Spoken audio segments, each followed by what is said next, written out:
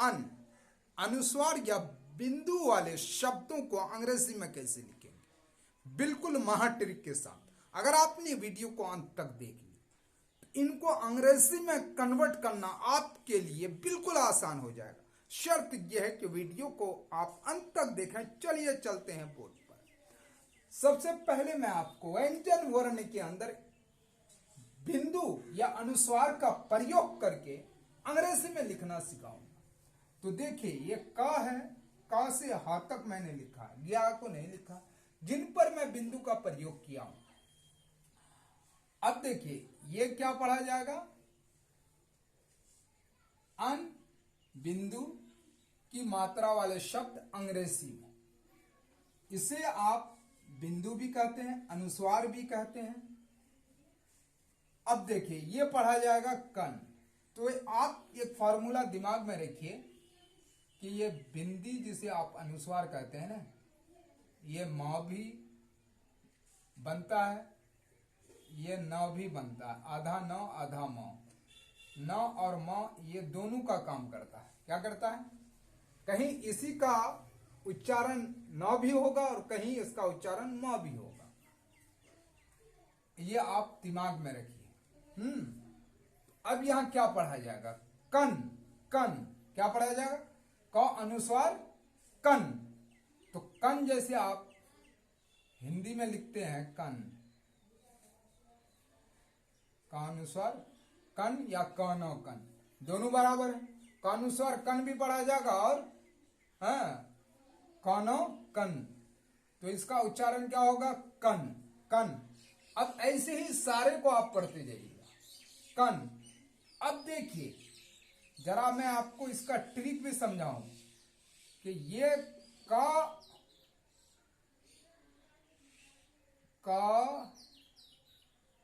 Plus plus अनुस्वार, तो ये अ है, क के बाद अ है, यानी कि क के अंदर अ की ध्वनि है और ऊपर अनुस्वार है। तो मतलब क के अंदर अ की ध्वनि है। तो इन सारे शब्दों के अंदर अ की ध्वनि छुपी है। ये क से लेकर ह तक जो मैंने लिखा, सब के अंदर अ की ध्वनि छुपी है। तो अब अंग्रेजी में अगर कन्वर्ट करना है तो इस अ के लिए अंग्रेजी में आता है ए। अंग्रेजी में क्या आता है, ए। अब देखिए, क के लिए के, अ की ध्वनि उसके अंदर है तो उसके लिए, और न के लिए, अनुस्वार के लिए एन। अनुस्वार के लिए एन आएगा और कभी एम आएगा। खा, खा कैसे बनेगा, केस से खा, केस से क्या बनता है, खा। अब अ की ध्वनि है तो उसके लिए ए। अ की ध्वनि सब में है, सब में, ग में, घ में, और अनुस्वार के लिए क्या होता है, एन। तो क्या हो गया, खन। ये क्या लिखा, गन। ग के लिए जी, अ की ध्वनि है उसके लिए ए, अनुस्वार के लिए एन। क्योंकि अनुस्वार यहां सब में करीब करीब नौ का काम करेगा। तो नौ के लिए अंग्रेजी में क्या आता है, एन। घन, घन। घ के लिए जी एच, अ की ध्वनि है, और न के लिए एन। तो क्या हो गया, घन। चन, च के लिए सी एच। अगर आपको अक्षरों की अंग्रेजी नहीं आती तो आप कौन सीखेगा जी चैनल, कौन सीखेगा जी, यूट्यूब पर डालिए, सारी वीडियो आपके सामने आएगी। चन, CHAN, चन। छन, छ पहले, छ की अंग्रेजी बनाइए, उसके अंदर अ की ध्वनि है ए, और अनुस्वार के लिए क्या देंगे, इस अनुस्वार के लिए ये एन का प्रयोग अनुस्वार के लिए होता है, क्योंकि अनुस्वार न का काम करता है, न के लिए एन का प्रयोग होता है। जन, ज के लिए जे, अ की ध्वनि है उसके लिए ए, और न के लिए, तो जन। झ के लिए जे एच, अ की ध्वनि है और न के लिए एन, तो हो गया झन। टन, ट के लिए टी, अ की ध्वनि है ट के अंदर, और न के अनुस्वार के लिए, तो हो गया टन। आज के बाद आपको फिर इसकी कोई दिक्कत आने वाली नहीं है। ठन, ठ के लिए टी एच, अ की ध्वनि ठ के अंदर है उसके लिए ए, और अनुस्वार के लिए तो हो गया ठन। डन, ड के लिए डी, अ की ध्वनि है उसके लिए और अनुस्वार के लिए तो डन। धन, ढ के लिए डी एच, अ की ध्वनि है उसके लिए और अनुस्वार के लिए तो हो गया ढन। नन, न के लिए एन, अ की ध्वनि है और अनुस्वार के लिए तो ये देखिए नौ के लिए भी एन, अनुस्वार के लिए भी। तो नौ का काम ये दिमाग में रखिए, 9 और 90% जगह पर ये नौ का काम करता है और 10% जगह पर ये मौ का काम करता है। कौन? ये बिंदी। तन, ताव के लिए टी और अनुस्वार के लिए एन। अ की ध्वनि सब में है, जब कोई भी मात्रा लगा ना रहे तो उसके अंदर अ की ध्वनि होती है। थन, थाव के लिए टी एच, अ की ध्वनि के लिए और अनुस्वार के लिए एन। दन, द के लिए डी, अनुस्वार है, आ की ध्वनि और अनुस्वार के लिए तो हो गया दन। दन, नन, देखिए नौ के लिए भी एन हुआ और फिर अनुस्वार के लिए भी एन आएगा तो हो गया नन। पन, प के लिए पी, आ की ध्वनि है उसके लिए ए और नौ के लिए एन तो पन। फ के लिए एफ दे देंगे हम या पी एच भी आता है और अनुस्वार के लिए तो हो गया फन। बन, ब के लिए बी, अ की ध्वनि है, न के लिए तो हो गया बन। भन, भ के लिए बी एच, अ की ध्वनि है और न के लिए ये मन, यन, रन आप कमेंट बॉक्स में लिखकर भेजिए और ये हन भी आप लिखकर भेजिए। ये मैंने एक आपको दे दिया, ये टास्क है आपके लिए। ल के लिए एल और अ की ध्वनि और लन, व के लिए वी, अ की ध्वनि और अनुस्वार के लिए वन। शन, स के लिए एस एच, अ की ध्वनि उसके लिए और अनुस्वार के लिए शन।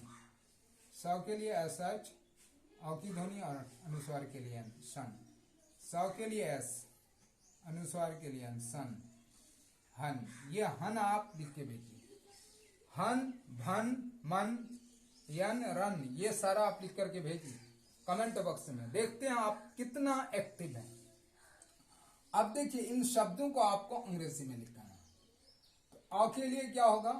ए, अ के लिए क्या होगा? ए और अनुस्वार के लिए एन और ग के लिए जी तो हो गया अंग। च के लिए क्या होगा? सी एच, अ की ध्वनि है ए, च हो गया और न के लिए चन। द के लिए डी, अ की ध्वनि होगी उसके लिए और न के लिए चंदन। पंखा, प के लिए पी, अ की ध्वनि है प के अंदर उसके लिए ए और अनुस्वार के तो हो गया पन, खालजर खा, खा कर खा, पंखा क्या होगा? पंखा। डंडा, ड के लिए डी, अ की ध्वनि है उसके अंदर उसके लिए और अनुस्वार के लिए तो डन, डी ए डा, डंडा। अंदर, अ के लिए ए, अन, ड के लिए डी, दो शब्द दो अक्षर जब एक साथ हो कोई मात्रा ना हो तो पहले वाले अक्षर में अ की ध्वनि होती है उसके लिए ए और अ के लिए आ। अंदर। मंजन, मंजन आप लिख करके भेजिए। आप लिखिए सारा, आप देखिए मत, आप भी बनाने की कोशिश कीजिए। अब देखिए ये रंग लिखा है, र के लिए आर, अ की ध्वनि उसके अंदर है तो उसके लिए और अनुस्वार के लिए और ग के लिए जी तो हो गया रंग। कंठ, क के लिए के, अ की ध्वनि है उसके लिए और अनुस्वार के लिए ठ के लिए टी एस तो क्या हो गया? कंठ है। शंख, श के लिए एस एच, अ की ध्वनि है उसके लिए अंदर ए और अनुस्वार के लिए एन।